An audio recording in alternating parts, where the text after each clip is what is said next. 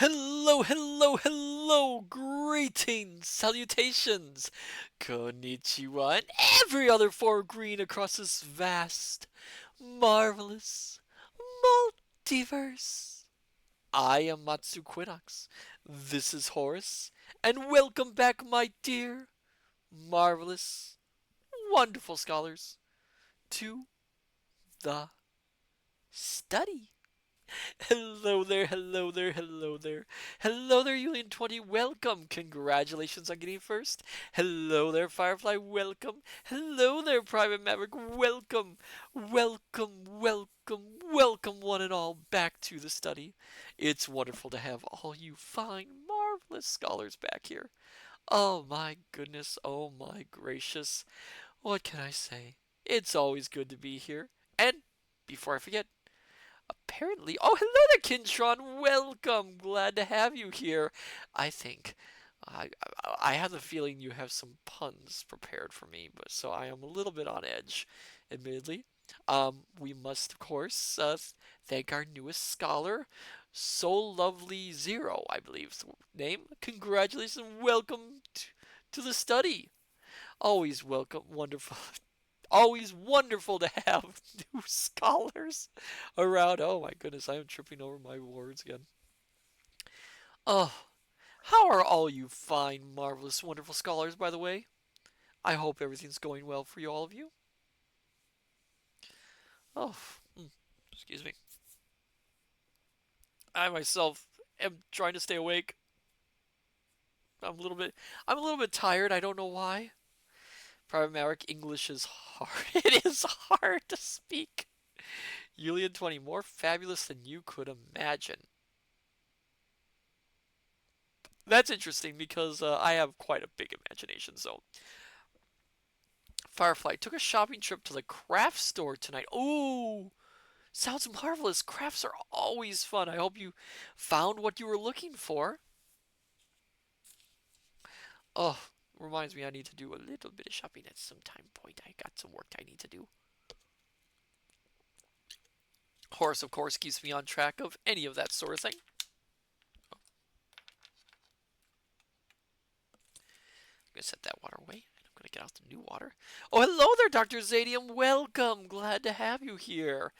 Ah, well, anyway, tonight, my dear, marvelous, wonderful Firefly, I'm good at finding good sales items. Ooh, that is quite a talent. That is a talent.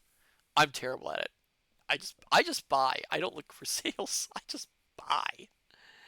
I suppose it's because I'm a little bit impatient in my nature, so I tend to just, get what I need, ignore the price, and then of course feel a little bit bad about it later. Firefly fuzzy unicorn yarn. Oh my goodness, that sounds so neat. Oh, I can just imagine how amazing that looks. Oh, oh, that sounds amazing. That sounds amazing. Although, think of the poor unicorns that had to be made of that yarn. I mean, just imagine. How would you get yarn from a unicorn anyway? Horace, write that down. Remember to research how to make yarn from unicorns. Also, make a note that I am not actually going to try and make yarn from unicorns. I am just curious. Thank you, Horace. But as I was saying, tonight, my dear scholars, we are continuing our reading of The Many Adventures of Robin Hood. Um, last time we read, we met three new members of our team. I'm trying to remember. Arthur Bland, I believe. Will Scarlet, and Much the Miller's son. Private Merrick, surely not from Unicorn. Firefly, of course not. Those are Skittles.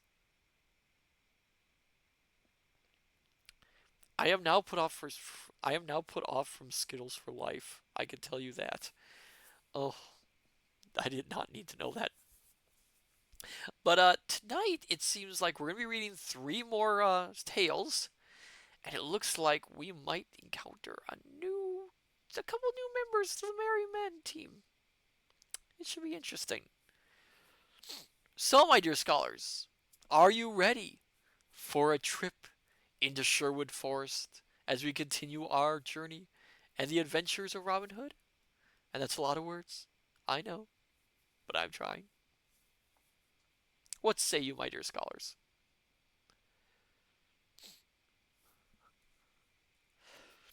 Julian 20, yes, please. Okay. Okay, let me dig out the book. I didn't have the book prepared.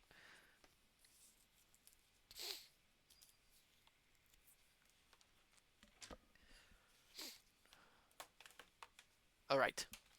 So, dear scholars, sit back, relax, have a hot or cold beverage of your choosing, dim the lights if you wish, and let us continue our reading of The Merry Adventures of Robin Hood, written by Howard Pyle.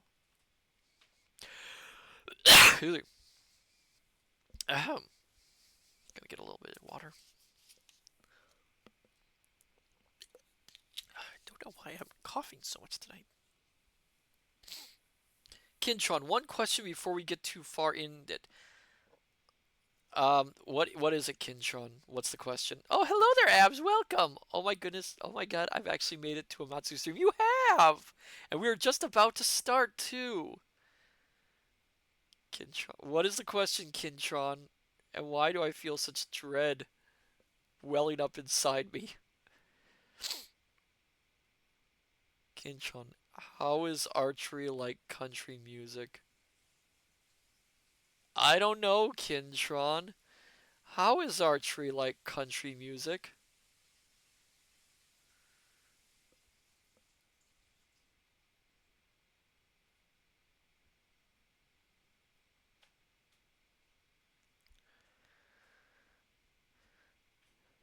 Abs, guess I know this one. Kintron, you can't get a hit unless there's a twang.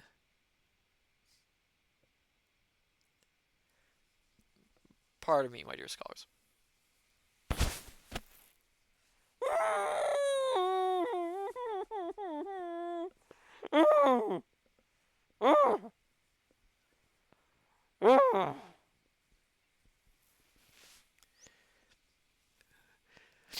All right, all right.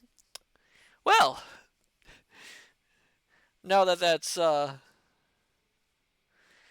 passed, let us continue our reading of Robin Hood.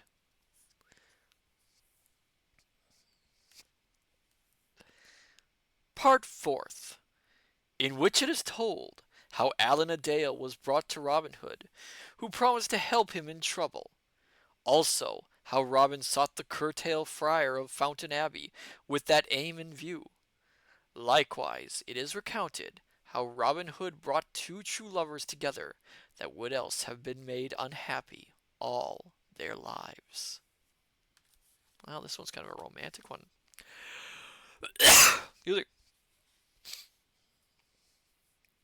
1. Robin Hood and Alan a Dale. Kintron, appropriate before Breen and Alan. Yes, yes, I suppose so. Yes, yes. It has just been told how three unlucky adventures fell upon Robin Hood and Little John all in one day, bringing them sore ribs and aching bones. So next, we will tell how they made up for those ill happenings by a good action that came about not without some small pain to Robin. 2 days had passed by, and somewhat of the soreness had passed away from Robin Hood's joints. Yet still, when he moved of a sudden and without thinking, pain here and there would, as it were, jog him, crying, "Thou hast had a drubbing, good fellow." The day was bright and jocund, and the morning dew still lay upon the grass. Under the greenwood tree sat Robin Hood. On one side was Will Scarlet, lying at full length upon his back, gazing up into the clear sky, lying at full length. I was just repeating myself, sorry. Clear sky, with hands clasped behind his head. Upon the other side sat Little John, fashioning a cudgel out of a stout crab tree limb. Elsewhere upon the grass sat or lay many others of the band. Will Scathlock, who was as full of tales and legend as an egg is of meat, was telling of the adventures that befell brave Sir Caradoc of the Shrunken Arm, of King Arthur's time, and of his love to his one true maid, and of what they dared suffer for each other's sake. That noble story you yourself may read some time, for it has been written and sung in more than one ancient tale and ballad, both in courtly and in homely phrase. To this they listened without a word, and when it was done, many drew deep breaths, being carried away by the tale of knightly daring and noble sacrifice. "It doth make a man better," quoth Robin Hood, "to hear of those noble men that lived so long ago. When one doth list to such tales, his soul doth say, Put by thy poor little likings, and seek to do likewise. Truly one may not do as nobly oneself, but in the striving one is better. I mind me our good gaffer Swathold was wont to say, He who jumps for the moon and gets it not leaps higher than he who stoops for a penny in the mud." Trying to remember Will. I remember Will Studley now. "Truly," quoth Will Studley, "it is a fine thought, but nevertheless, good master, the one gets a penny, and the other gets nought, and without the penny one is like to go with an empty stomach. These same stories are well to listen to, but ear to follow, says I." "But the faith of my heart," quoth merry Robin, "thou dost ever trip up a lofty thought that gazes in the sky, and dost bring its nose in the dust. Nevertheless, thou hast a shrewd wit in thy head, good Stuteley, and now that thou bringest to things, excuse me, and now that thou bringest me to things of the world, I do bethink me that we have had no one to dine with us for this long time. Our money groweth low in the purse, for no one hath come to pay a reckoning for many a day. Now busk thee, good Stuteley, and choose thee 6 men, and get thee gone to Fossway, or thereabouts, and see that thou bringest some one to eat with us this evening. Meantime we will prepare a grand feast to do whosoever may come the greater honour. And stay, good Stuteley, I would have thee take Will Scarlet with thee, for it is meet that he should become acquaint with the ways of the forest." "Now that I do thank thee, now do I thank thee, good master," quoth Stuteley, springing up to his feet, "that thou hast chosen me for this adventure. Truly, my limbs do grow slack through abiding idly here. As for 2 of my 6, I will choose Midge the Miller and Arthur a Bland, for, as well as thou knowest, good master, they are stout fists at the quarterstaff. Is it not so, Little John?" At this all laughed, but Little John and Robin, who twisted up his face. "I can speak for Midge," said he, "and likewise for my cousin Scarlet. This very blessed morn I looked at my ribs and found them as many colours as a beggar's cloak." I find it interesting that he mentions his cousin Scarlet, because it's mentioned that Will Scarlet is the son of his sister, which would actually make him Robin's nephew, unless, of course, they're choosing like an archaic term for a cousin, which they might very well be.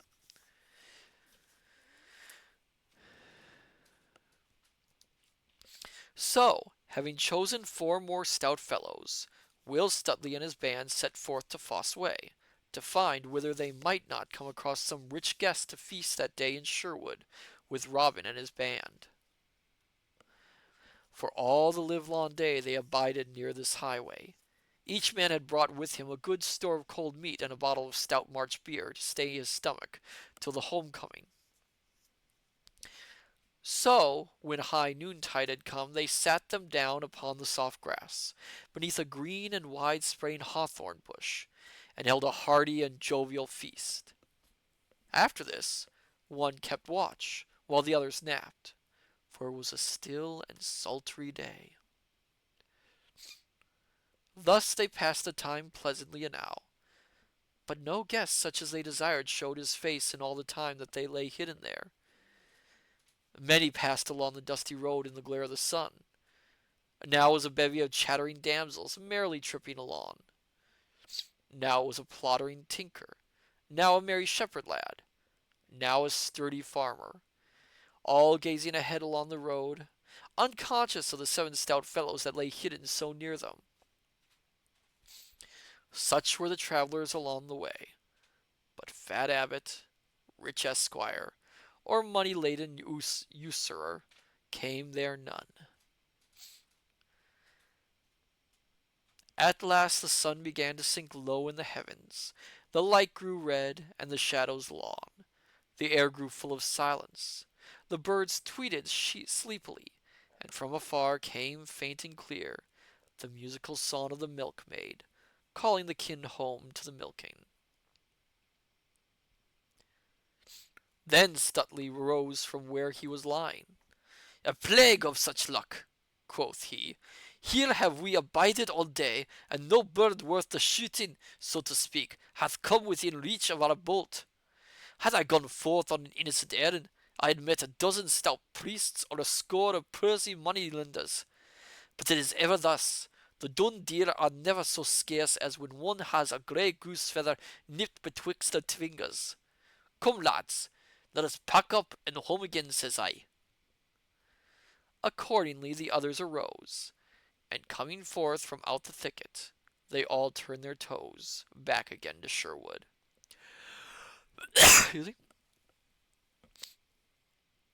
After they had gone some distance, Will Stuteley, who headed the party, suddenly stopped. "Hist!" quoth he, for his ears were as sharp as those of a 5-year-old fox. "Hark, lads, methinks I hear a sound."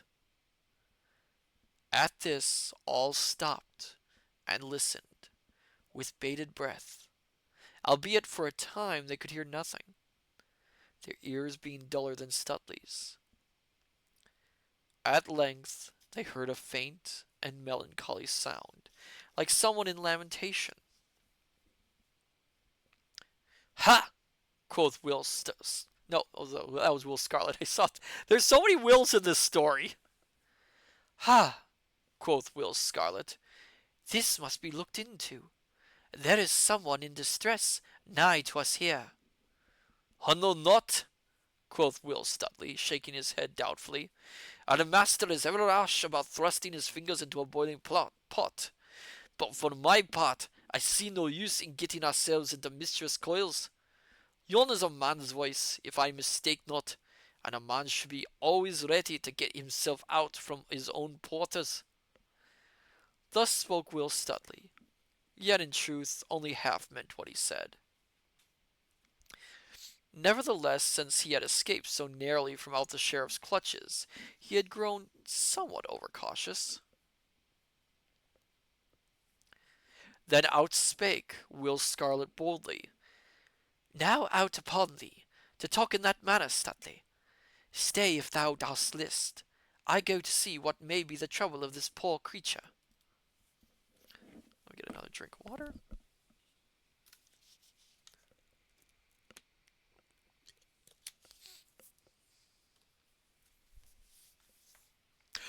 Excuse me. "Nay," quoth Stuteley, "thou dost leap so quickly, thou'st tumbled into the ditch. Who said I would not go? Come along, say I." Thus saying, he led the way, the others following, till after they had gone a short distance, they came to a little opening in the woodland, whence a brook, after gurgling out from under the tangle of overhanging branches, spread out into a broad and glassy pebbled pool. By the side of this pool, beneath the branches of a willow, lay a youth upon his face, weeping aloud, the sound of which had first caught the quick ears of Stuteley. His golden locks were tangled, His clothes were all a-weary, and everything about him betokened sorrow and woe. Over his head, from the branches of the osier, hung a beautiful harp of polished wood, inlaid with gold and silver in fantastic devices. Beside him lay a stout ashen bow, and half a score of fair, smooth arrows. "Hello!" shouted Will Stuteley when they had come out from the forest into the little open spot. "Here art thou, fellow, that liest here killing all the green grass with salt water."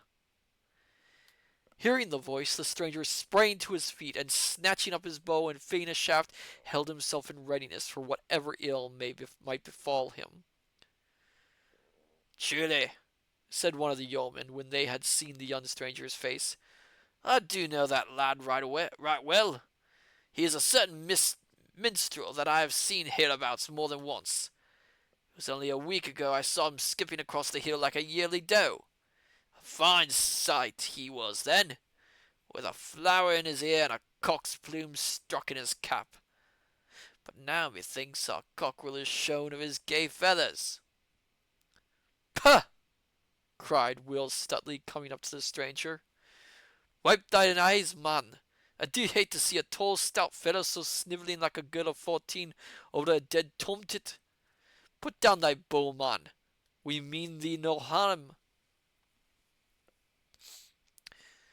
But Will Scarlet, seeing how the stranger, who had a young and boyish look, was stunned by the words that Stuteley had spoken, I wouldn't blame him. Stuteley was a little bit too blunt there, came to him and put his hand upon the youth's shoulder. "Nay, thou art in trouble, poor boy," said he kindly. "Mind not what these fellows have said.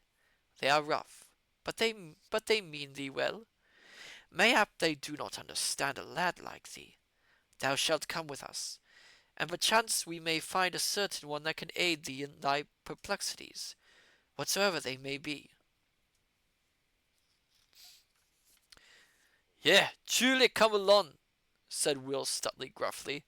"I'll mean thee no harm, and may mean thee some good. Take down thy sitting tool from off this fair tree, and away with us." The youth did as he was bidden, and with bowed head and sorrowful step accompanied the others, walking beside Will Scarlet. So they wended their way through the forest. The bright light faded from the sky, and a glimmering gray fell over all things. From the deeper recesses of the forest the strange whispering sounds of the night time came to the ear. All else was silent, save only for the rattling of their footsteps amid the crisp, dry leaves of the last winter. At last a ruddy glow shone before them here and there through the trees. A little farther and they came to the open glade, now bathed in the pale moonlight. In the center of the open crackled a great fire, throwing a red glow all around. At the fire were roasting juicy steaks of venison, pheasants, capons, and fresh fish from the river. All the air was filled with the sweet smell of good things cooking. The little band made its way across the glade, many yeomen turning with curious looks and gazing after them, but none speaking or questioning them.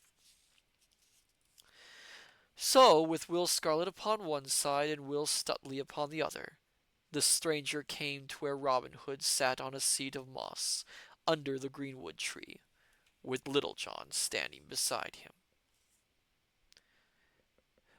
"Good eve, fair friend," said Robin Hood, rising as the other drew near.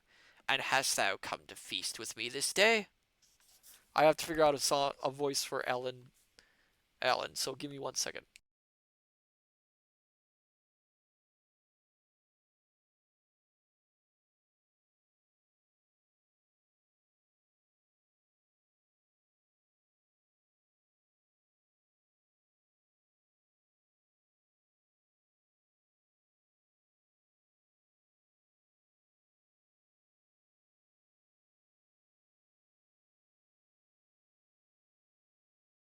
Excuse me.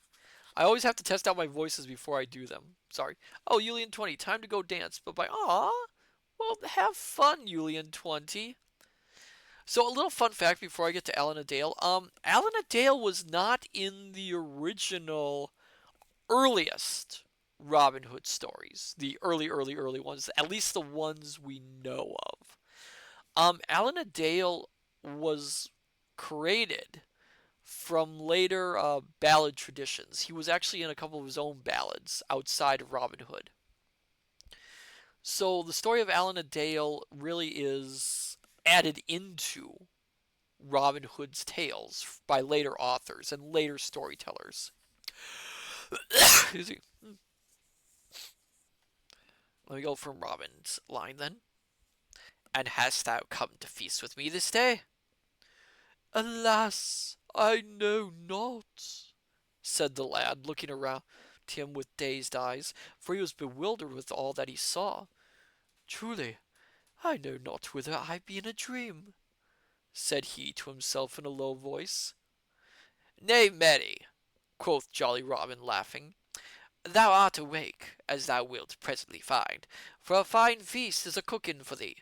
Thou art our honoured guest this day. Still the young stranger looked about him as though in a dream. Presently he turned to Robin. Methinks, said he, I know now where I am, and what hath befallen me. Art not thou the great Robin Hood? Thou hast hit the bull's-eye, quoth Robin, clapping him upon the shoulder. Men hereabouts do call me by that name. Sin thou knowest me, thou knowest also that he who feasteth with me must pay his reckoning. I trust thou hast a full purse with thee, fair stranger? Alas, said the stranger, I have no purse, nor no money either, saving only the half of a sixpence, the other half of which mine own dear love doth carry in her bosom, hung about her neck by a strand of silken thread. At this speech a great shout of laughter went up from those around, whereat the poor boy looked as he would die of shame. But Robin Hood turned sharply to Will Stuteley. Why, how now, quoth he, is this the guest that thou hast brought us to fill our purse? Methinks thou hast brought but a lean cock to the market. Nay, good master, answered Will Stuteley, grinning, he is no guest of mine. It was Will Scarlet that brought him thither. Nevertheless, as thou mayest remember a certain talk this morning of duty, and what not being better than a penny plucked from the dust, methinks here is a fine chance for practising charity. Then up spoke Will Scarlet, and told how they had found the lad in sorrow, and how he had brought him to Robin, thinking that he might perchance aid him in his trouble. Then Robin Hood turned to the youth, and placing his hand upon the other's shoulder, held him off at arm's length, scanning his face closely. A young face, quoth he in a low voice, half to himself. A kind face, a good face. 'Tis like a maiden's for purity, and withal the fairest that e'er mine eyes did see. But if I may judge fairly by thy looks, grief cometh to young as well as to old. At these words, spoken so kindly, the poor lad's eyes brimmed up with tears. Nay, nay, said Robin hastily. Cheer up, lad. I warrant thy case is not so bad that it cannot be mended. What may be thy name? Alan a Dale is my name, good master. Alan a Dale, repeated Robin, musing. Alan a Dale. It doth seem to me that the name is not altogether strange to mine ears. Yea, surely thou art the minstrel of whom we have been hearing lately, whose voice so charmeth all men. Dost thou not come from the dale of Rothenstream, over beyond Stavely? Yes, truly, answered Allan, I do come thence. How old art thou, Allan? said Robin. I am but 20 years of age. Methinks thou art over young to be perplexed with trouble, quoth Robin kindly. Then turning to the others, he cried, Come, lads, busk ye, and get our feast ready. Only thou, Will Scarlet, and thou, Little John, stay here with me. Then when the others had gone, each man about his business, Robin turned once more to the youth. Now, lad, said he, tell us thy troubles, and speak freely. A flow of words doth ever ease the heart of sorrows. It is like opening the waste weir when the mill dam is full. Come, sit thou here beside me, and speak at thine ease. Then straightway the youth told the three yeomen all that was in his heart. At first in broken words and phrases, then freely, and with greater ease when he saw that all listened closely to what he said.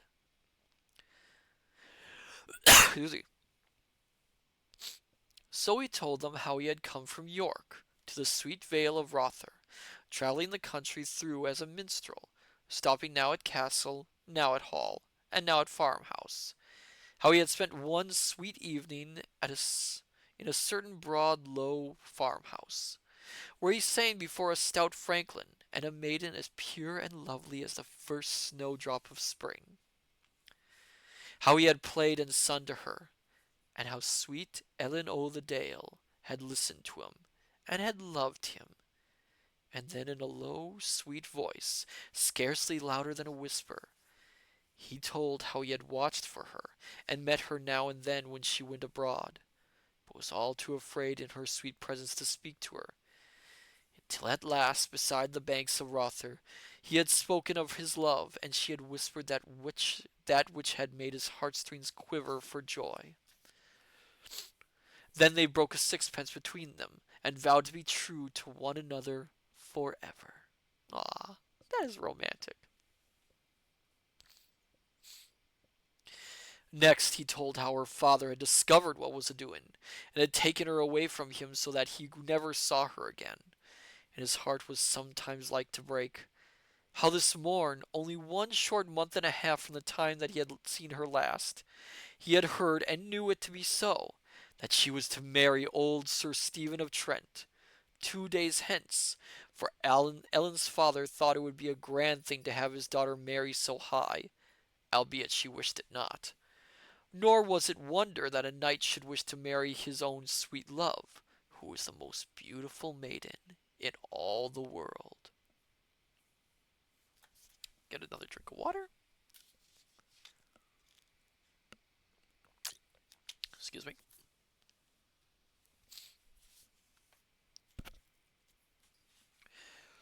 To all this the yeoman listened in silence. The clatter of many voices, jesting and laughing, sounding around them, and the red light of the fire shining on their faces and in their eyes. So simple were the poor boy's words, and so deep his sorrow, that even Little John felt a certain knotty lump rise in his throat.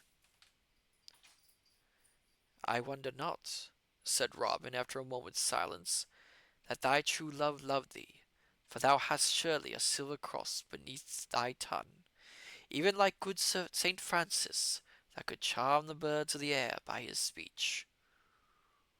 By the breath of my body, burst forth Little John, seeking to cover his feelings with angry words, I have a great pot of a mind to go straightway, and cudgel the nasty life out of the body of that same vile Sir Stephen. Marry, come up, say I. What a plague! Does an old wizen think that tender lasses are to be brought like pudnits o' a market day? Out upon thee, upon him! I, but no martyr, only let him look to himself. Then up spoke Will Scarlet.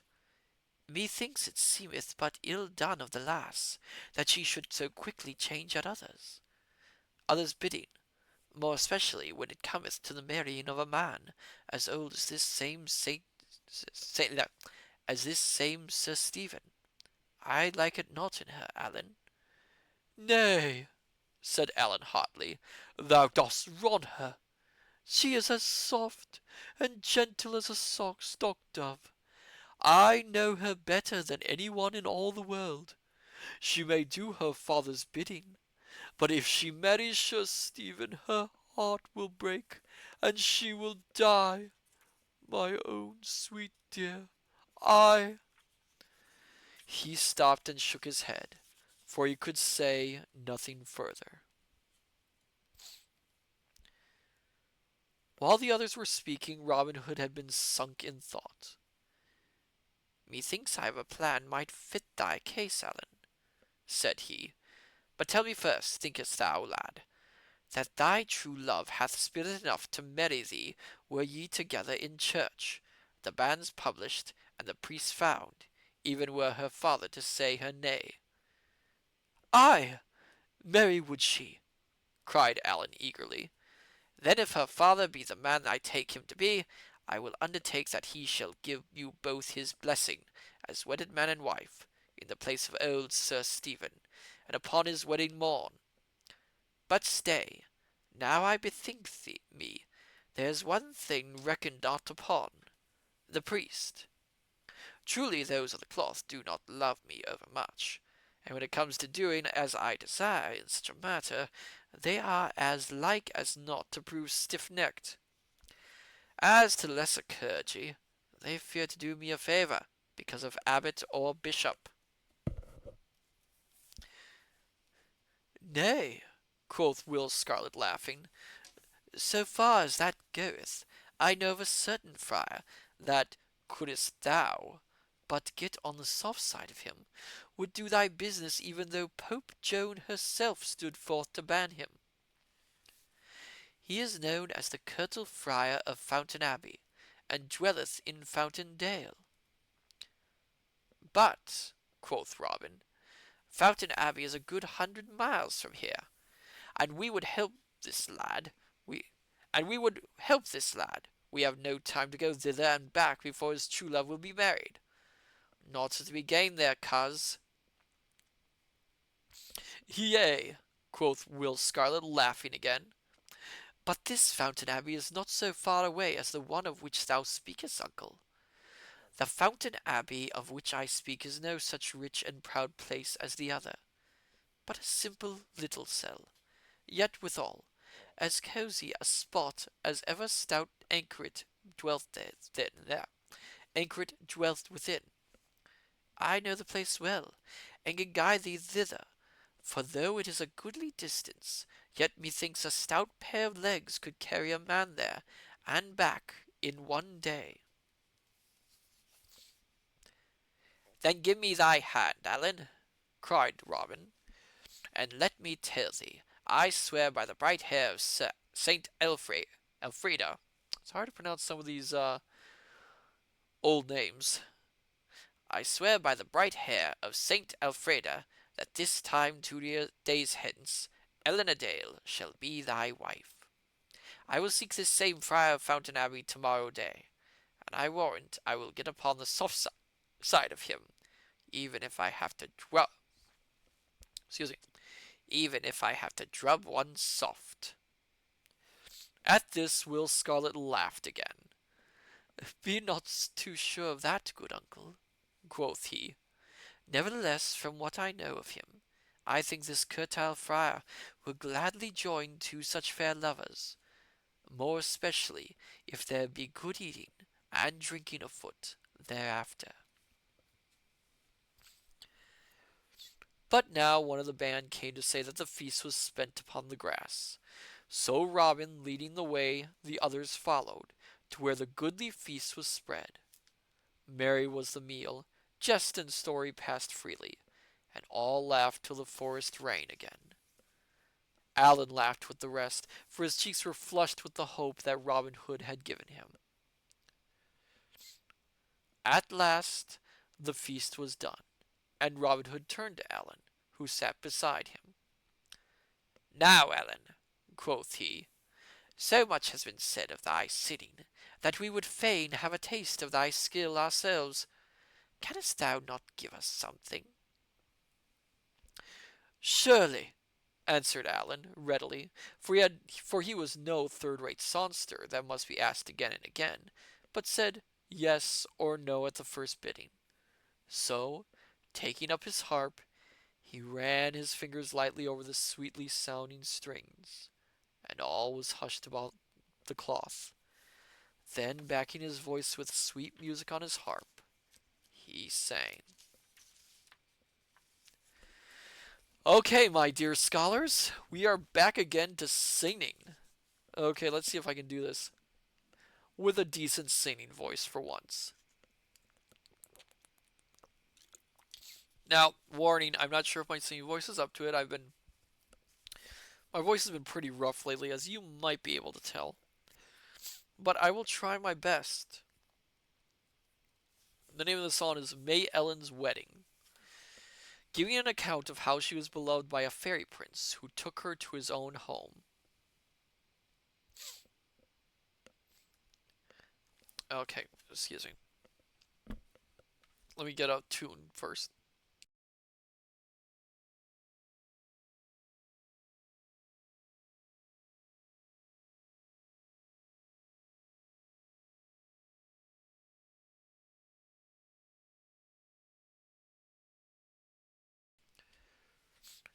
May Ellen sat beneath a thorn, and in a shower round the blossoms fell at every breeze, like snow upon the ground. And in a lime tree near was heard the sweet song of a strange wild bird. Oh, sweet, sweet, sweet, oh, piercing sweet, oh, lingering sweet the strain.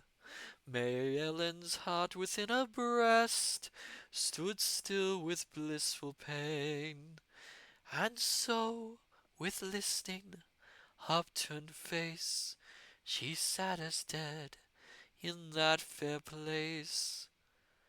Come down from out the blossoms, bird, come down from out the tree, and on my heart I'll let thee lie, and love thee tenderly. Thus cried Mary Ellen, soft and low, from where the hawthorn shed its snow. Down dropped the bird on quivering wing, from out the blossoming trees, and nestled in her snowy breast. My love, cried she. Then straightway home, mid sun and flower, she bare him to her own sweet bower. The day hath passed to mellow night, the moon floats o'er the lea, and in its solemn pallid light a youth stands silently. A youth of beauty strange and rare, within May Ellen's bower there. He stood where o'er the pavement cold the glimmering moonbeams lay. May Ellen gazed with wide scared eyes, nor could she turn away. For as in mystic dreams we see, a spirit stood he silently. Let me get a little more drink of water. It's a long song.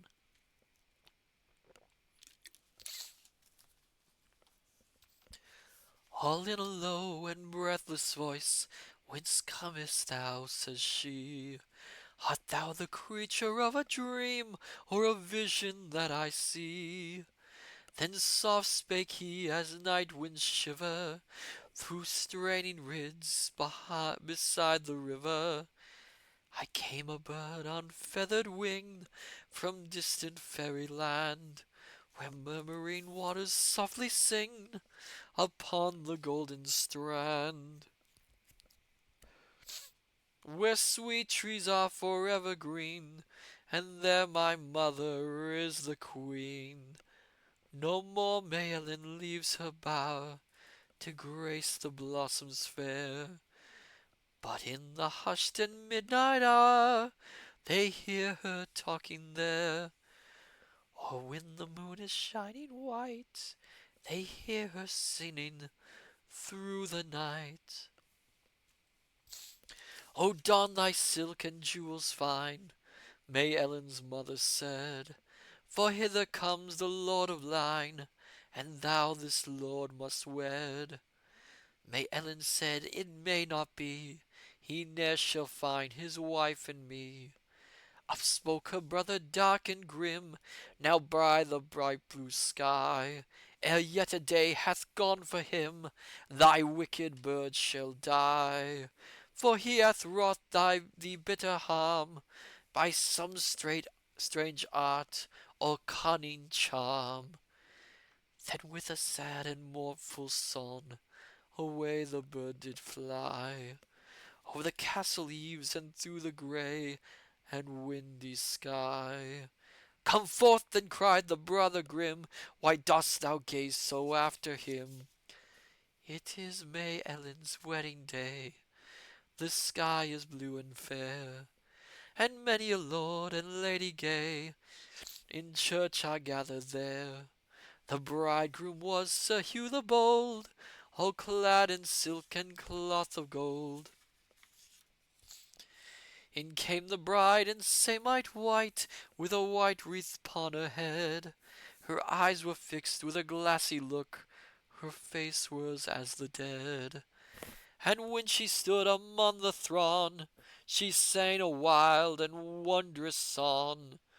Then came a strange and rushing sound, like the coming wind doth bring, and in the open window shut 9 swans on whistling wing, and high above the heads they flew, in gleaming fight the darkness through. Around May Ellen's head they flew, in wide and windy flight, and 3 times round the circle drew. The guests shrank in affright, and the priest beside the altar there did cross himself with muttered prayer. But the 3rd time they flew around, fair Ellen straight was gone, and in her place upon the ground there stood a snow-white swan. Then with a wild and lovely song it joined the swift and winged throng.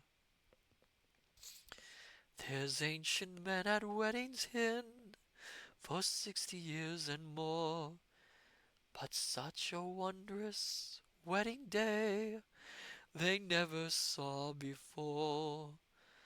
But none could check and none could stay the song, the swans that bore the bride away. Sorry about that. Lost myself on the last note. Sorry, my dear scholars, if the song wasn't that great.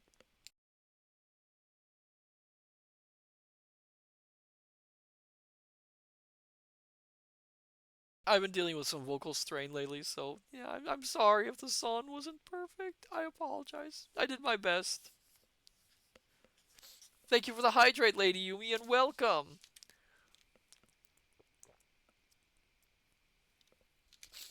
Mm, okay.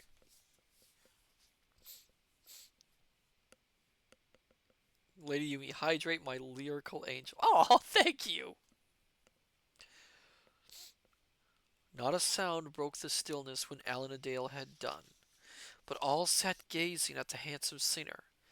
For so sweet was his voice, and so sweet the music, that each man sat with bated breath, lest one drop more should come, and he should lose it.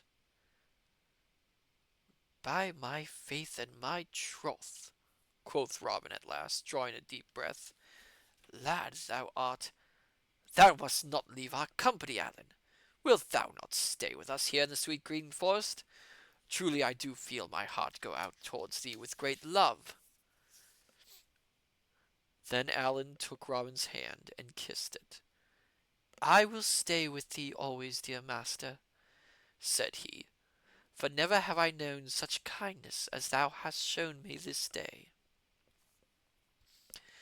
Then Will Scarlet stretched forth his hand and shook Alan's in token of fellowship, as did Little John likewise, and thus the famous Alan a Dale became one of Robin Hood's band.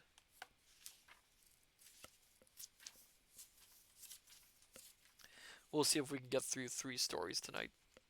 I am I am starting to doubt it. FT Wastes, I just need a few merry men. Oh, thank you. Welcome, FT Wastes. Welcome. Oh, you missed out on me attempting to sing with my voice still kind of recovering. I have no idea what's happened to my voice.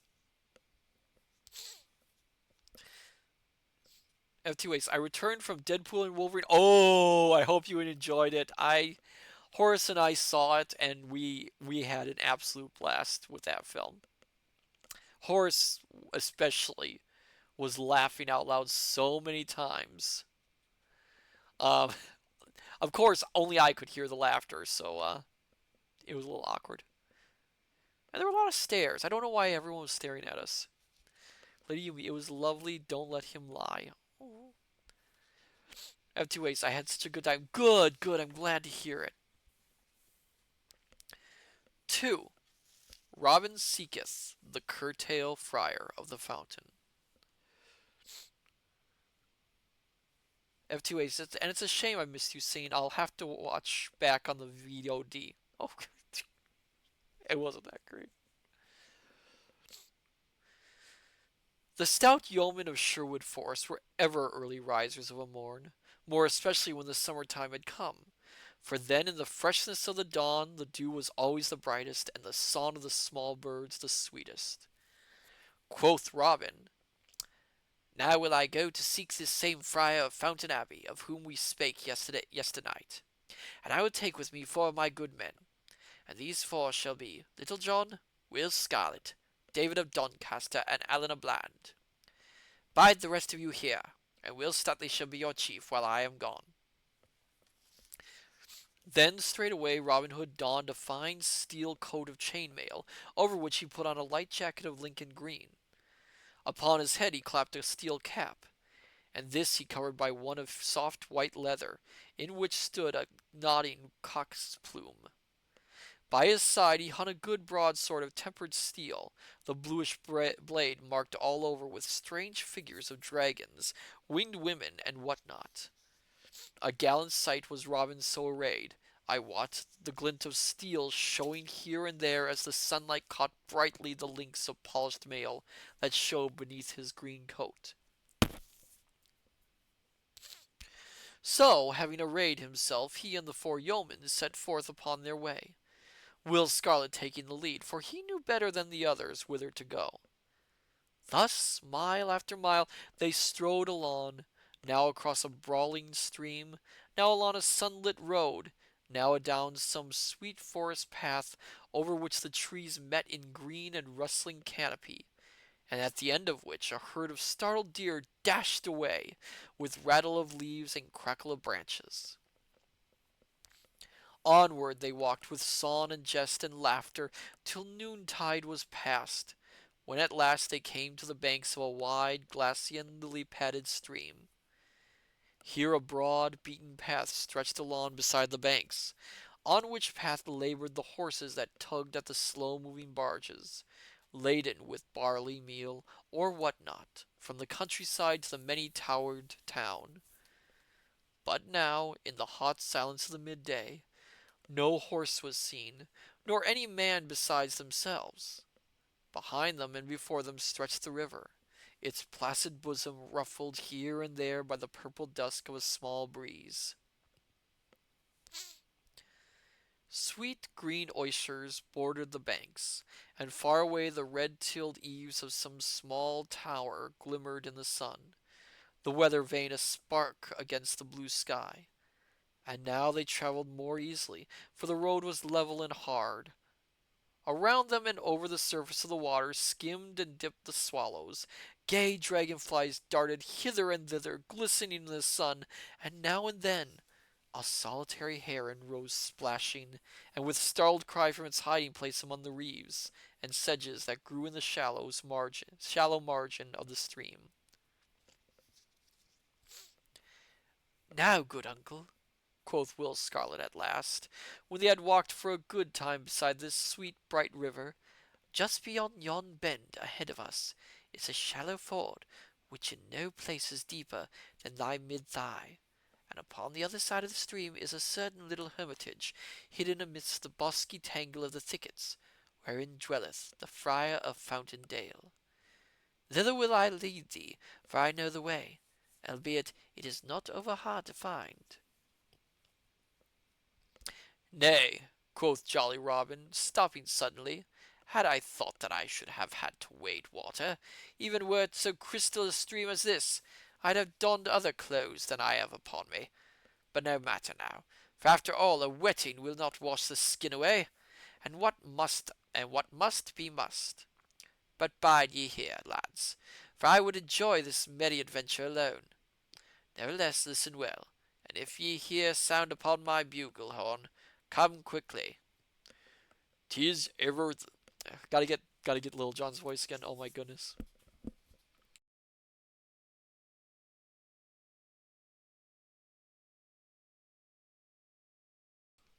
"'Tis ever thus," said Little John, half muttering.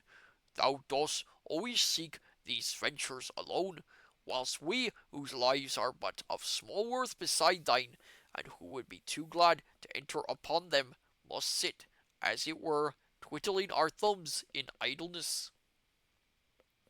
"Nay, Little John," quoth jolly Robin, "this venture, I wot, is without danger to me. I know thou art over ready to peril thyself.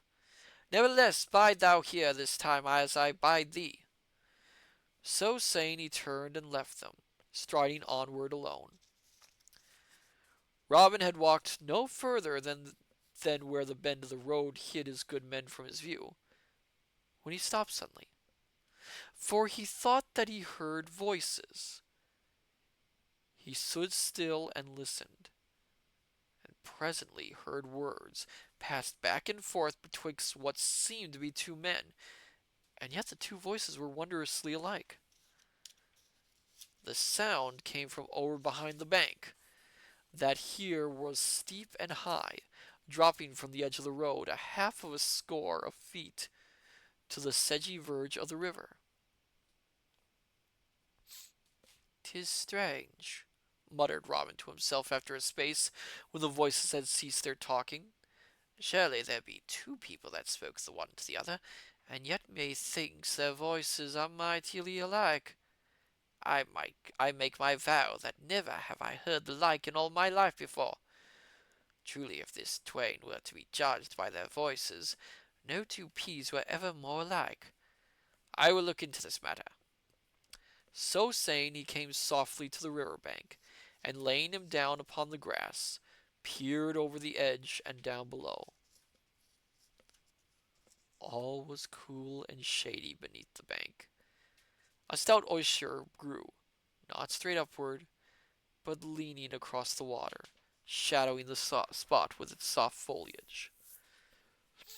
All around grew a mass of feathery ferns, such as hide and nestle in cool places, and up to Robin's nostrils came the tender odor of the wild thyme, that loves the moist verges of running streams.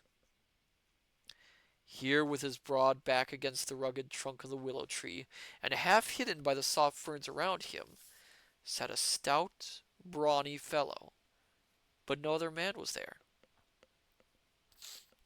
His head was as round as a ball, and covered with a mat of closely clipped, curly black hair that grew low down on his forehead, but his crown was shown as smooth as the palm of one's hand, which, together with his loose robe, cowl, and string of beads, showed that which his looks never would have done, that he was a friar.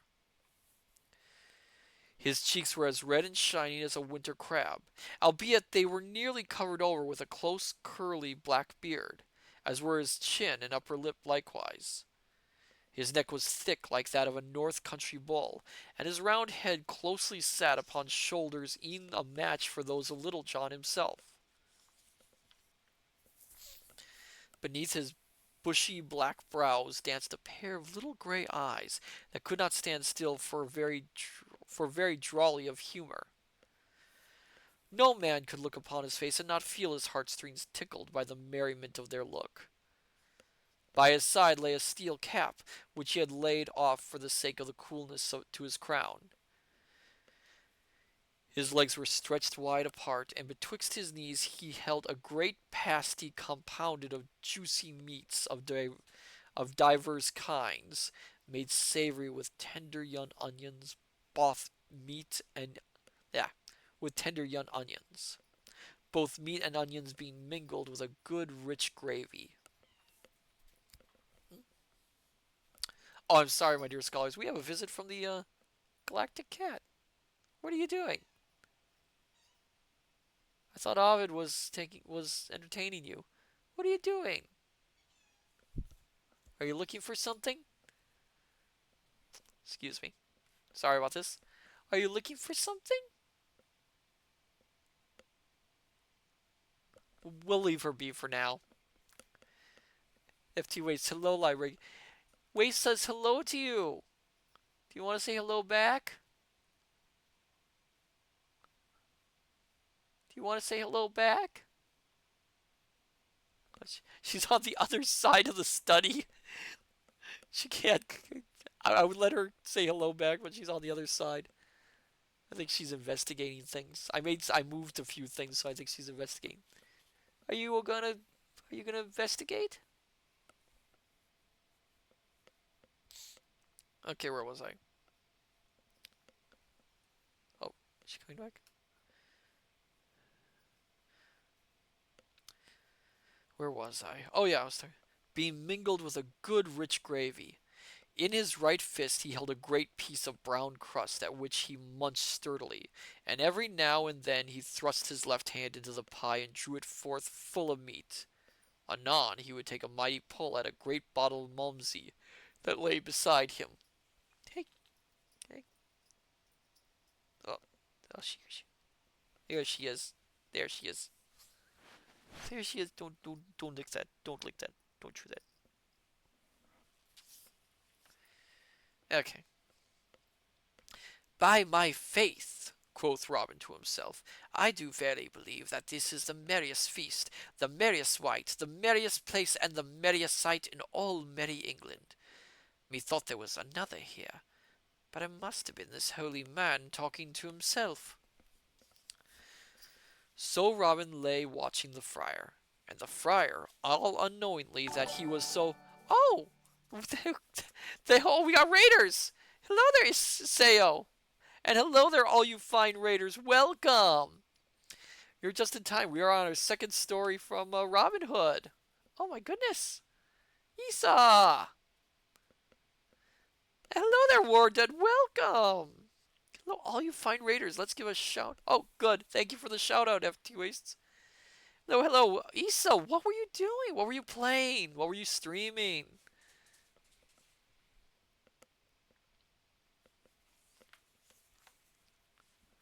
Were you having fun? I hope you were having fun.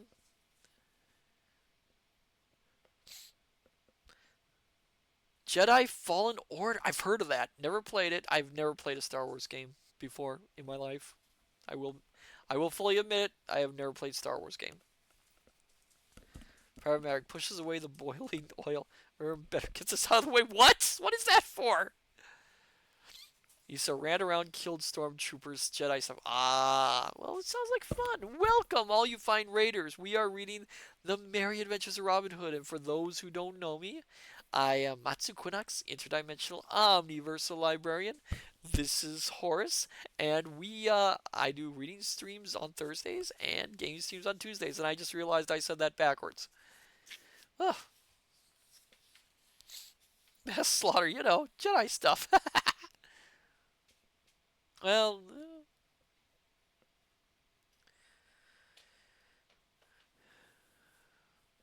and the friar, all unknowingly that he was so overlooked, ate his meal placidly.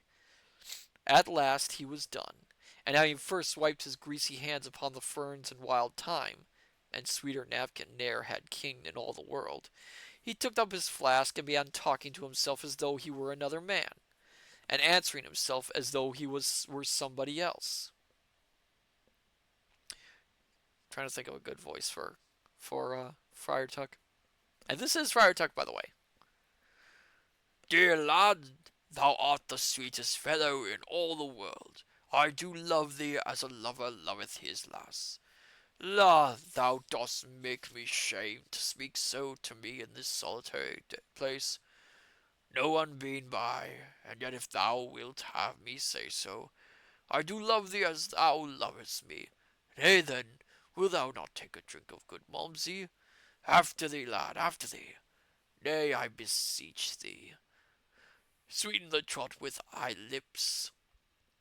Here he passed the flask from his right hand to his left. And thou wilt force it on me, so I must needs do my bidding. Yet with the more pleasure do I so, as I drink thy very great health. Here he took a long, deep draught. And now, sweet lad, 'tis thy turn next.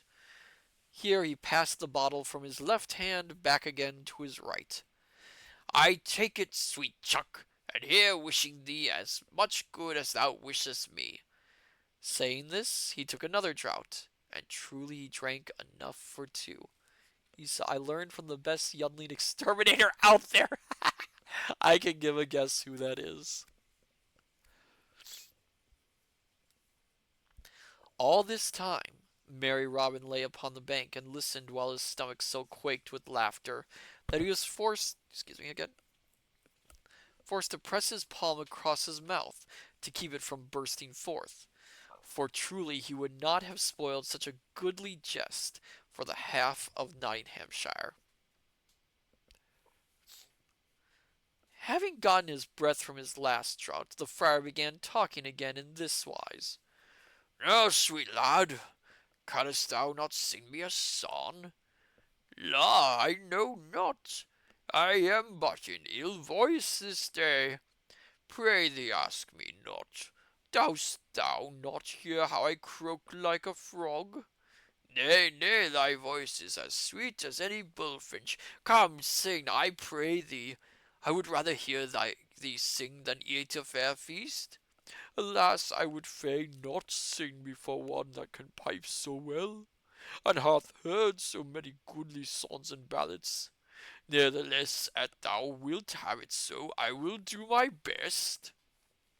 But now methinks that thou and I might sing some fair song together. Dost thou not know a certain dainty little catch called the loving youth and the scornful maid? Why, truly, methinks I have heard it ere now. And then dost thou not think that thou couldst take the lass's part if I take the lad's? I know not, but I will try. Begin thou with the lad, and I will follow with the lass.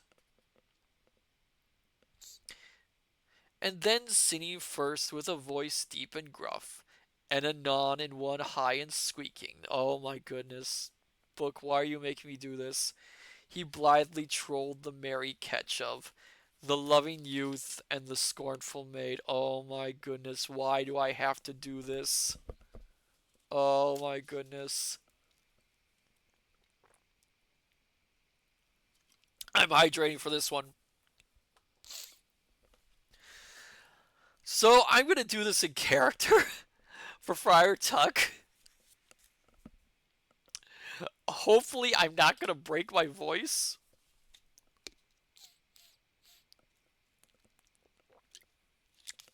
So bear with me. Are you ready, my dear scholars, to hear me sing? I should have gotten more water.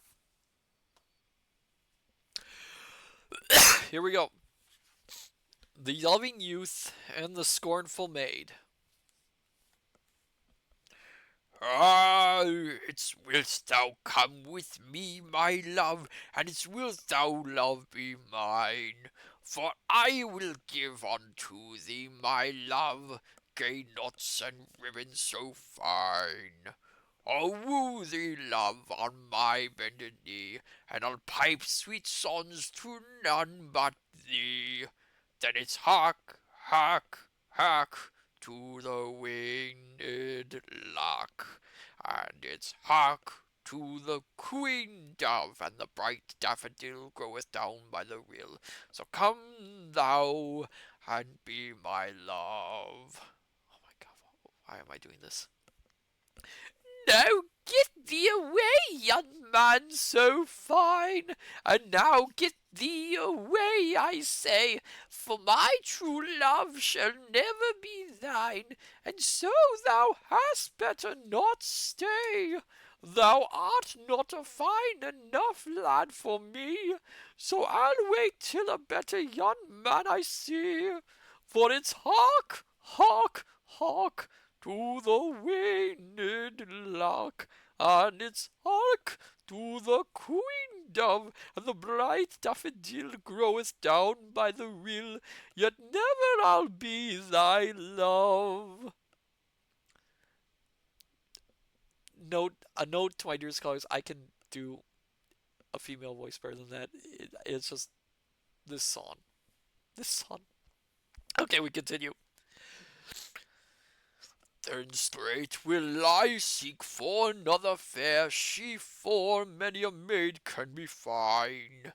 And thou wilt never have aught of me, by thee will I never be bound. For never is a blossom in the field so rare, but others are found that are just as fair. So it's hark, hark, hark, to the joyous lark.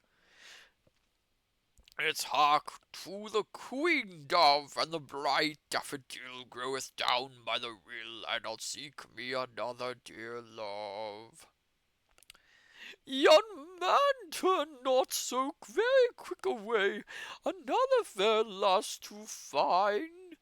Methinks I have spoken in haste today, nor have I made up my mind. And if thou only wilt stay with me, I'll love no other sweet lad but thee. Here Robin could contain himself no longer, but burst forth into a mighty roar of laughter.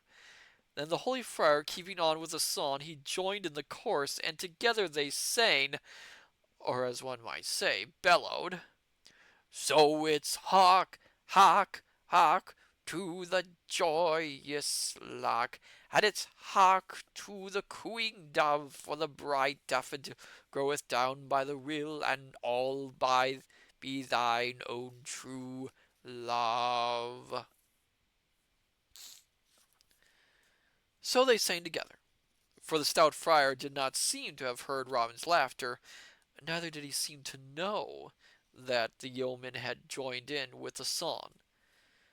With eyes half closed, looking straight before him and wagging his round head from side to side in time to the music, he kept on bravely to the end, he and Robin finishing up with a mighty roar that might have been heard a mile. But no sooner had the last word been sung than the holy man seized his steel cap, clapped it on his head, and springing to his feet cried in a great voice, "What spy have we here? Come forth, thou limb of evil, and I will carve thee into a fine pudding meat, as a wife in Yorkshire cooked of a Sunday." Hereupon he drew from beneath his robes a great broadsword, full as stout as was Robin's. "Nay, put up thy pinking eye, friend," quoth Robin, staying up with the tears of laughter still on his cheeks. "Folk who have sung so sweetly together should not fight thereafter." Hereupon he leaped down the bank to where the others stood. "I tell thee, friend," said he, "my throat is as parched with that song as e'er a barley stubble in October. Hast thou haply any Malmsey left in that stout pottle?" "Truly," said the friar in a glum voice, "thou dost ask thyself freely, where thou art not bidden. Yet I trust I am too good a Christian to refuse any man drink that is athirst. Such as there is oose thou art welcome to a drink of the same. And he held the pottle out to Robin. Robin took it without more ado, and putting it to his lips, tilted his head back, while that which was within said glug, glug, glug, for more than 3 winks, I wot. The stout friar watched Robin anxiously the while, and when he was done, took the pottle quickly. He shook it, held it betwixt his eyes and the light, looked reproachfully at the yeoman, and straightway placed it at his own lips. When it came away again, there was naught within it. Dost thou know the country hereabouts, thou good and holy man? Asked Robin, laughing. Yes, somewhat, answered the other dryly. And dost know a certain spot called Fountain Abbey? Yes, somewhat. Then perchance thou knowest also of a certain one who goeth by the name of the Curtal Friar of Fountain Abbey. Yes, somewhat. Well then, good fellow, holy father, or whatever thou art, quoth Robin, I would know whether this same friar is to be found upon this side of the river or the other. Truly, the river hath no side but the other, said the friar. How dost thou prove that? Asked Robin. Why, thus, said the friar, noting the points upon his fingers. The other side of the river is the other, thou grantest? Yea, truly. Yet the other side is but one side, thou dost mark. No man could gainsay that, said Robin. Then if the other side is one side, this side is the other side, but the other side is the other side. Therefore both sides of the river are the other side. Q-E-D. Well, that actually is kind of clever, and if you think about it, that makes sense. 'Tis well and pleasantly argued, quoth Robin, yet I am still in the dark as to whether this same Curtal Friar is upon the side of the river on which we stand, or upon the side of the river on which we do not stand. That, quoth the friar, is a practical question upon which the cunning rules appertaining to logic touch not. Oh, thank you for the hydrate, Lady Yumi.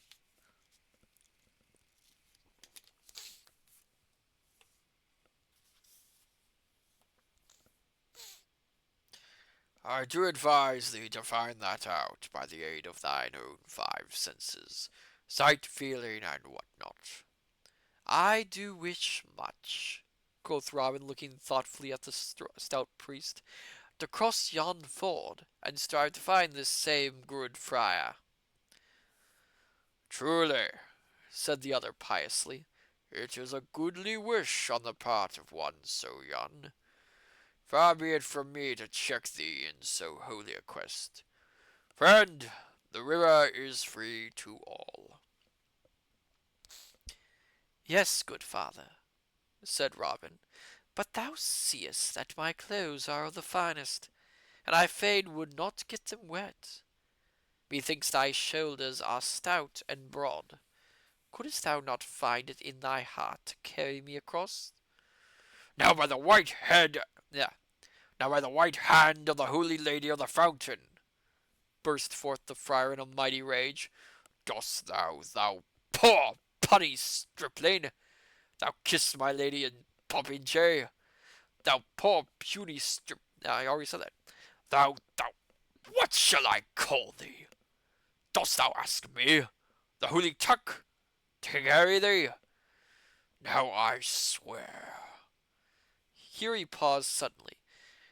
Then slowly the anger passed from his face, and his little eyes twinkled once more. But why should I not? Quoth he piously. Did not the holy Saint Christopher ever carry the stranger across the river? And should I, poor sinner that I am, be ashamed to do the same? to do likewise? Come with me, stranger, and I will do thy bidding in a humble frame of mind.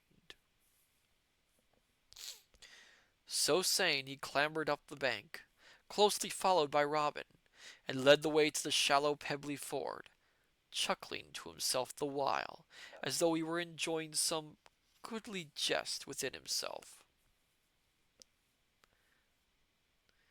Having come to the ford, he girded up his robes about his loins, tucked his good broadsword beneath his arms, stooped his back to take Robin upon it. Suddenly he strained up. "Methinks," quoth he, "thou'lt get thy weapon wet.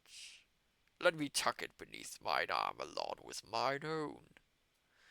"Nay, good father," said Robin, "I would not burden thee with aught of mine but myself." "Dost thou think," said the friar mildly, "that the good Saint Christopher would have sought his own ease so? Nay, give me thy tool as I bid thee, for I would carry it as a penance to my pride."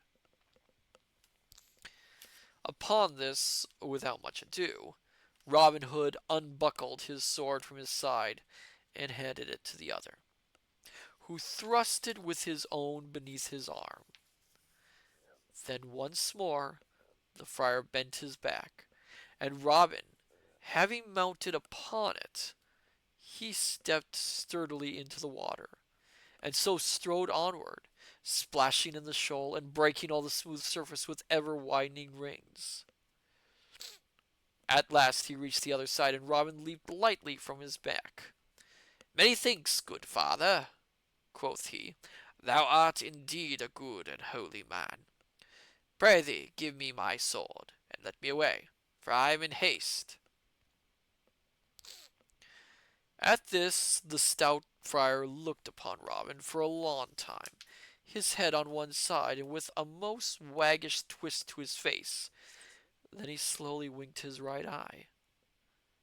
"Nay, good youth," said he gently, "I doubt not that thou art in haste with thine affairs, yet thou dost think nothing of mine.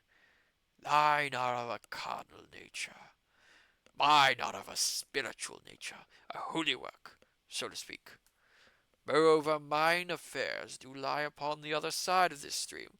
I see by thy quest of this same holy recluse that thou art a good young man, and most reverent to the cloth. I did get wet coming hither, and am sadly afraid that should I wade the water again, I might get certain cricks and pains in the joints that would mar my devotions for many days to come. I know that since I have so humbly done thy bidding, thou wilt carry me back again. Thou seest how Saint Godric, that holy hermit whose natal day that this is, hath placed in my hands 2 swords, and in thine never a one. Therefore be persuaded, yon good youth, and carry me back again." Robin Hood looked up, and he looked down, biting his nether lip. Quoth he, "Thou cunning friar, thou hast me fair and fast anon. Let me tell thee that not one of thy cloth hath so hoodwinked me in all my life before. I might have known from thy looks that thou wert no such holy man as thou didst pretend to be." "Nay," interrupted the friar, "I bid thee speak not scrupulously neither, lest thou mayest perchance feel the prick of an inch or so of blue steel." "Tut, tut," said Robin, "speak not so, friar. The loser hath ever the right to use his tongue as he doth list. Give me my sword. I do promise to carry thee back straightway. Nay, I will not lift the weapon against thee." "Marry, come up," quoth the friar. "I fear thee not, fellow. It is thy skewer, and get thyself presently ready, for I would hasten back." So Robin took his sword again and buckled it at his side. Then he bent his stout back and took the friar upon it. Now, I wot Robin Hood had a heavier load to carry in the friar than the friar had in him. Moreover, he did not know the ford, so he went stumbling among the stones, now stepping into a deep hole, now nearly tripping over a boulder, while the sweat ran down his face in beads from the hardness of his journey and the heaviness of his load. Meantime, the friar kept digging his heels into Robin's side and bidding him hasten, calling him many ill names the while. To all this, Robin answered never a word, but having softly felt around till he found the buckle of the belt that held the friar's sword, he worked slyly at the fastenings, seeking to loose them. Thus it came about that by the time he had reached the other bank with his load, the friar's sword belt was loose, albeit he knew it not. So when Robin stood on dry land and the friar leaped from his back, the yeoman gripped hold of the sword so that blade, sheath, and strap came away from the holy man, leaving him without a weapon. Now then, quoth merry Robin, panting as he spake, and wiping the sweat from his brow, I have thee, fellow, this time that same saint of whom thou didst speak, but now hath delivered two swords into my hands, and hath stripped thine away from thee. Now, if thou dost not carry me back, and that speedily, I swear I will prick thy skin till it is as full of holes as a slashed doublet. The good friar said not a word for a while, but he looked at Robin with a grim look. Now, said he at last, I did think that thy wits were of the heavy sort, and knew not that thou wert so cunning. Truly thou hast upon the hip. Truly thou hast me upon the hip. Give me my sword. I promise not to draw it against thee save in self-defence. Also I promise to do thy bidding, and take thee upon my back and carry thee.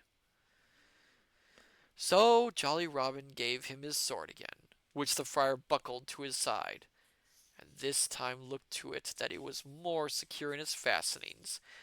Then tucking up his robes once more, he took Robin Hood upon his back, and without a word stepped into the water, and so waded on in silence, while Robin sat laughing upon his back. At last he reached the middle of the ford, where the water was deepest. Here he stopped for a moment, and then with a sudden lift of his hand and heave of his shoulders, fairly shot Robin over his head as though he were a sack of grain. Down went Robin into the water with a mighty splash. There, quoth the holy man, calmly turning back again to the shore, let that cool thy hot spirit, if it may. Meanwhile, after much splashing, Robin had gotten to his feet and stood gazing about him, all bewildered, the water running from him in pretty little rills. At last he shot the water out of his ears and spat some out of his mouth, and gathering his scattered wits together, saw the stout friar standing on the bank and laughing. Then I wot was Robin Hood a madman. Stay, thou villain, roared he, I am after thee straight, and if I do not carve thy brawn for thee this day, may I never lift a finger again. So saying, he dashed splashing to the bank. Thou needest not hasten thyself unduly, quoth the stout friar. Fear not, I will abide here, and if thou dost not cry, alack a day, ere long time is gone, may I never more peep through the break at a fallow deer. And now Robin, having reached the bank, began, without much more ado, to roll up his sleeves above his wrists. The friar also tucked his robes more about him, showing a great stout arm on which the muscles stood out like humps of an aged tree. Then Robin saw what he had not wotted of before, that the friar had also a coat of chain mail beneath his gown. "Look to thyself," quoth the cried Robin, drawing his good sword.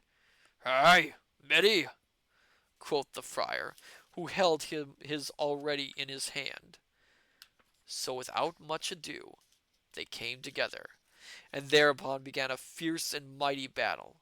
Right and left, and up and down, and back and forth they fought.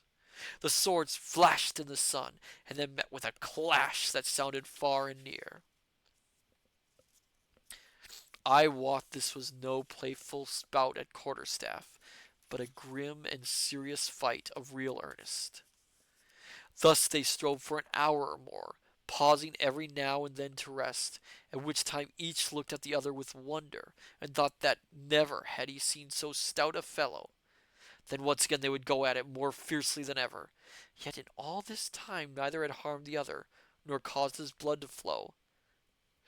At last merry Robin cried, "Hold thy hand, good friend!" whereupon both lowered their swords.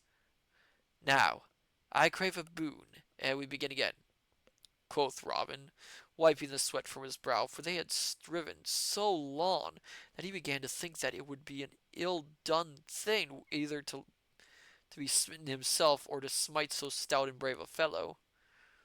"What wouldst thou have of me?" asked the friar. "Only this," quoth Robin, "that thou wilt let me blow thrice upon my bugle horn." The friar bent his brows and looked shrewdly at Robin Hood. "Now I do verily think that thou hast some cunning trick in this," quoth he. "Nevertheless, I fear thee not. I will let thee have thy wish, providing thou wilt also let me blow thrice upon this little whistle." "With all my heart," quoth Robin. "So here goes for one." So saying, he raised his silver horn to his lips, and blew thrice upon it, clear and high.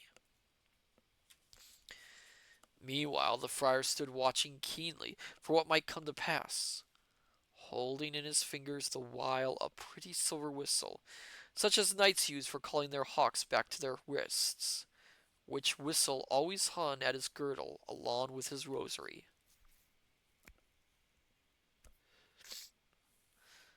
Scarcely had the echo of the last note of Robin's bugle come winding back from across the river, when four tall men in Lincoln green came running around the bend of the road, each with a bow in his hand and an arrow ready nocked upon the string. "Ha! Is it thus, thou traitor knave?" cried the friar. "Then, marry, look to thyself." So saying, he straightway clapped the hawk's whistle to his lips and blew a blast that was both loud and shrill. And now there came a crackling of the bushes that lined the other side of the road, and presently forth from the covert burst four great shaggy hounds. "Atom sweet lips, atom bell throat, atom beauty, atom fanes," cried the friar, pointing at Robin. And now it was well for that yeoman that a tree stood nigh him beside the road, else had he had an ill chance of it. Ere one could say, "Gaffer, down the dell," the hounds were upon him, and he had only time to drop his sword and leap lightly into the tree around which the hounds gathered, looking up at him as though he were a cat on the eaves. But the friar quickly called off his dogs. "Atom!" cried he, pointing down the road to where the yeomen were standing stock still, with wonder at what they saw. As the hawk darts down upon its quarry, so sped the four dogs at the yeomen. But when the four men saw the hounds so coming, all with one accord, saving only Will Scarlet, drew each man his goose feather to his ear, and let fly his shaft. And now the old ballad telleth of a wondrous thing that happened, for thus it says that each dog so shot and leaped lightly aside, and as the arrow passed him whistling, caught it in his mouth and bit it in twine.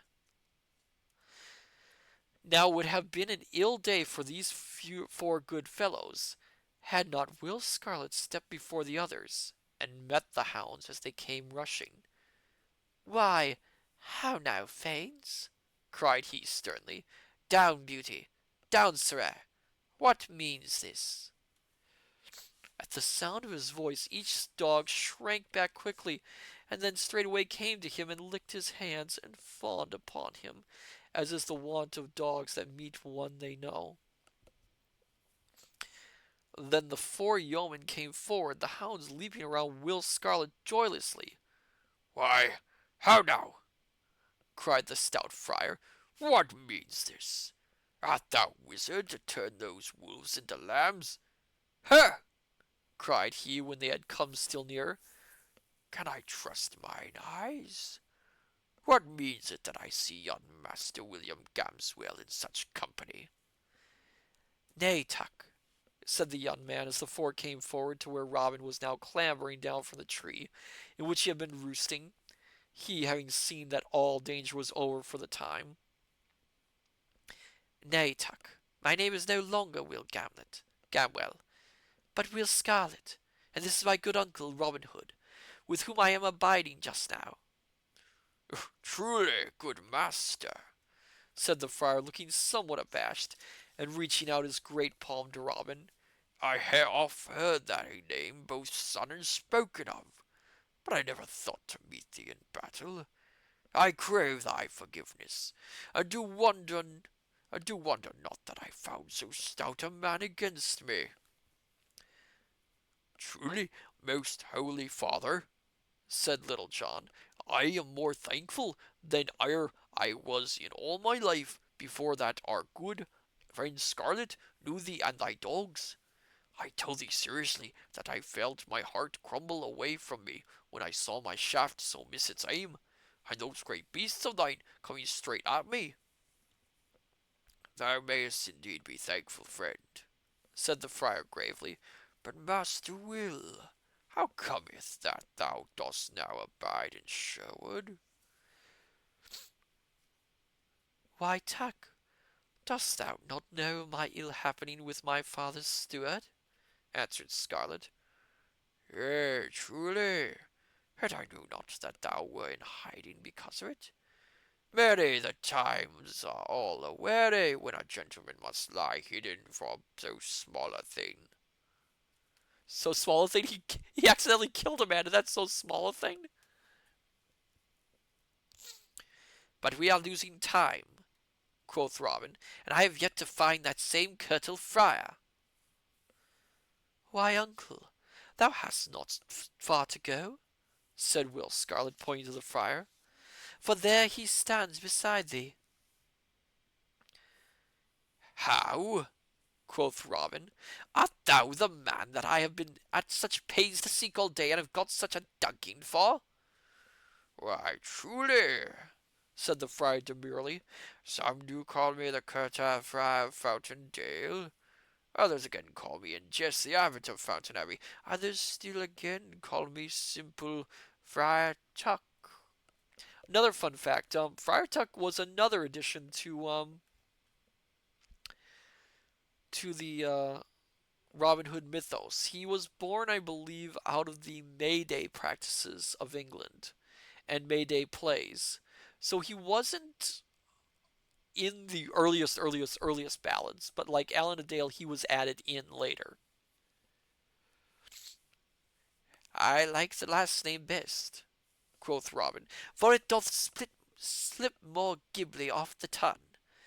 But why didst thou not tell me thou wert he I sought, instead of sending me searching for black moonbeams?" "Why, truly thou did not ask me, good master," quoth stout Tuck. "but what didst thou desire of me?"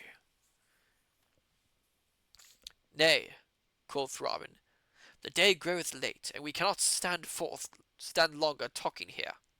Come back with us to Sherwood, and I will unfold all to thee as we travel along. So, without tarrying longer, they all departed, with the stout dogs at their heels, and wended their way back to Sherwood again. But it was long past nightfall ere they reached the greenwood tree. Now listen, for next I will tell you how Robin Hood compassed the happiness of two young lovers, aided by the merry Friar Tuck of Fountaindale. Now, normally, like I said, I do three stories, but I am feeling my voice is actually a little bit strained tonight. So I am going to stop right there for tonight and save the last part of this three-part story for our next stream. What are you thinking of the Merry Adventures of Robin Hood? It's been fun, I think. Um, Many adaptations, of course, include the Friar Tuck scene and that bit. But a lot of them make it just one crossing over the river and leave it at that rather than the back and forth in the story, which I kind of like, actually. I kind of like the back and forth because it does cement it as a sort of mental game between the two and trying to one up each other. Though, fun fact, in the 1938 version of Robin Hood, The Adventures of Robin Hood with Errol Flynn,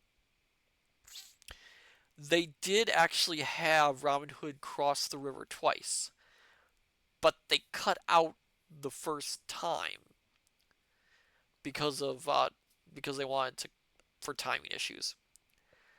But the reason you can tell they did that is because if you look very carefully, Robin Hood's feet are already wet when he climbs on Friar Tuck's back, and that's because they had been doing it one more time before that.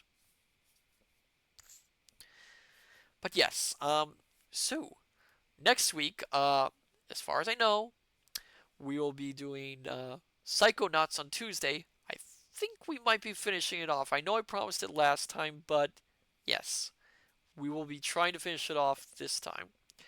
And then next Thursday, we'll continue the Merry Adventures of Robin Hood and hopefully add in three more chapters. Firefly, they spend a lot of time at it here, fighting or carrying each other. Yeah, they do. They do. And again, Howard Pyle does a great job in writing the fighting. Because fighting, as any writer could tell you, is really, really, really hard to write. It's not an easy thing to do. So him writing it in that way, it makes it much more easy. I'm on the east side, Private Maverick. I'm on the east side. I'm on the west side. I'm on the east side. I'm on the west side. I'm not that critical. I'm guessing that's a reference. It's a reference I do not understand, unfortunately. So let's see who we can raid. Let's raid Drazov the Wicked. We haven't raided him in a while. So then, my dear scholars, I say unto you, good evening, good morning, good afternoon, till we meet each other at the study. Till then, I shall see you next time. Till then, farewell and bye bye.